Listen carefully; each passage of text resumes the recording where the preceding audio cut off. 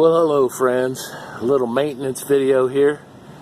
We're headed up to South Dakota at the end of the month, so let's do a transmission filter change on the G-20 1995, the 350 V8. I think this is a stock transmission, that 4LIE or whatever, 463D or whatever, and I've got a couple of tips here.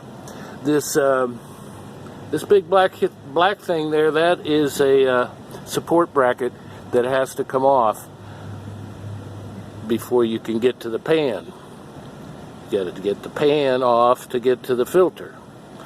So you got to get this guy off to get the pan off. If you know of another way, I'd love to hear it. I've done this several times, so that's the procedure. Now, a couple of tips. This is the G-20, and Donnie Jackson is in the van with the air conditioning on while I'm out here sweating.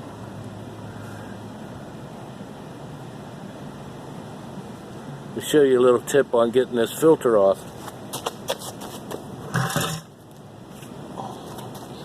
You see that thing? That's a little bushing.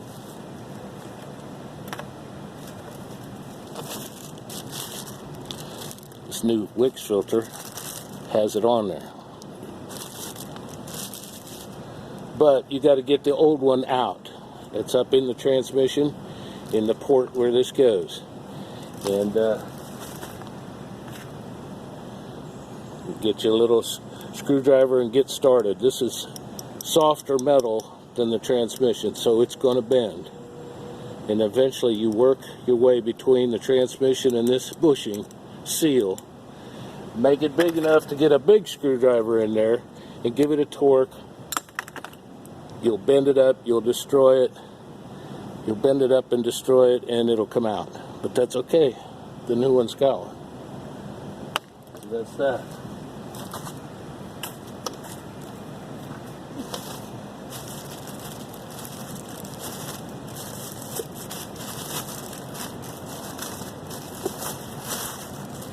This drain pan is a 16-bolt drain pan. If you're going to identify what kind of pan you have on your transmission, they call it a 16-bolt. Like on the rear end, they call that a 10-bolt. This is GM's way of identifying parts, is how many bolts it has. So this is a 16-bolt shallow pan. They make a deeper pan that holds more fluid. And if you get the deeper pan, you need a longer neck on this filter. This is a short neck, short pan. This goes in first. Put a little bit of transmission fluid on this seal. Kind of wedge it up in the port and give it a good kind of push when you get it up in there, and it'll seat. You'll feel it. If the pan is hitting this thing when you raise the pan on there, then this is not up in there far enough. Get the pan out of there and try again. These are about $16, something like that. Comes with a gasket. The gasket can only go on this pan one way. This pan has two tabs in the front. So that'll be that way. That'll be going towards the engine. I put my bolts in here after I've cleaned it. Put my bolts threaded into the gasket just a little bit.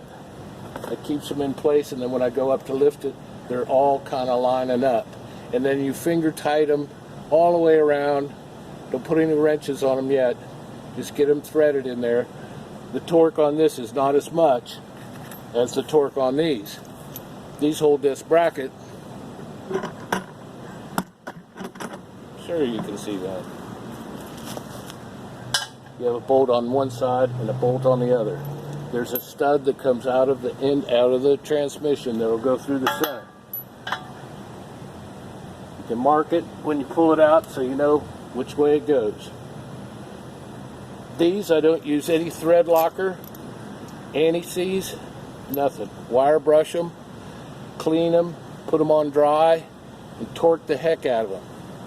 If these bolts are loose, you'll hear it as you drive you'll feel some vibration, and you'll know that they're loose. Just get under there and tighten them up. I think it's 18 millimeter and 25-30 seconds. 25-30 seconds. Whatever it takes to get them on and off. I don't believe there's a difference if it goes this way or that way. I don't know if you can see that. Yeah, you can see that. Before you take this bracket off, I've got a jack under there, just taking a little bit of weight off the transmission. You're not jacking it up far, you're just putting a little bit of pressure on it so that the transmission doesn't sag. You could probably do this without doing that, but I don't want my transmission sagging anytime. Plus, this comes off better once the weight is off of it. So you got 2 bolts on each side, stud coming off the transmission. That's 3 bolts. Got to get that out of the way. You're not going to get to this if you don't take that off. This, pretty simple. You start undoing these bolts, and it's going to start leaking. It's the messiest job. I've got a metal drain pan. It was one of those big ones. If you take most of them out except 2, leave 2 in there. Then as you loosen these 2, you can rock this pan a little bit, and the fluid will slosh out, so you're not getting the whole weight of the fluid. Just rock it back and forth on the last remaining ones, and as you loosen them, you'll get more play, and you cause a little wave in there and get some of that fluid out before you put it on the ground. Okay. This is taking out about 4 or 5 quarts. The rest of the fluid is in the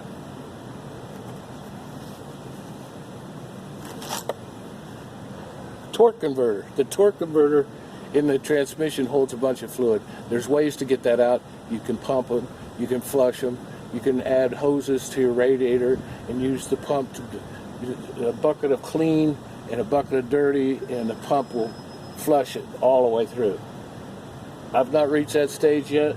I just replaced filter and this much fluid every 10,000 miles. Some vehicles will go 50, 60,000 miles with the transmission fluid, but with a 25-year-old vehicle, I just go every 20,000, every 10,000. I do my oil changes at 2,500, stock oil, and we'll do a little video on changing the gear oil in the rear end. I want to do that before I go. But this is something I do once a year probably with my tune-up. When I do a tune-up, we'll pull the doghouse off and see what's going on and check my distributor.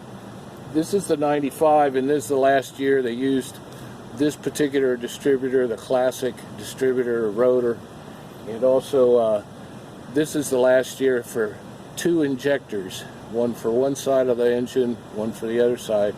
In 96 they went with 8 injectors, and some complain about that, some it's more efficient, I don't know, but this is the old style 350 V8, or if you're from Europe you can say 5.7 liters. No, it's a 350 V8, okay? It's the classic, it's a legendary 350.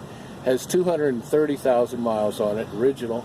I'm the second owner, and I've put 80,000 on it, and we're shooting for 300. Why not? Same transmission, same engine. Just maintain them, change fluids. What more can you do? Now, if you're a YouTuber out there, I don't have my comments turned on. I don't know how to turn them on. But if you or anybody else wants to email me at hayseedhandyman@gmail.com and give me a tip on how to turn on my comments on my videos. Something simple. Maybe there's a tutorial on how to do it. I'm pretty lost. I could work these tools like this and stuff all day long, but this computer stuff and editing and all that good stuff, I'm learning. but old dogs can learn new tricks. We're going to get under here. We'll do filter first, get it up in there nice and easy. Pan next. Like to clean your pan, you know, get it somewhat clean. Then we'll fill it, and the brace goes back in, and we'll drive around. I think that's it. We'll do another video for the rear end, and I think the fuel filter. Show you how to do that. Just do it, okay? All right, this Coastal Kev, he's out of here. Got rain coming in. We'll see y'all later.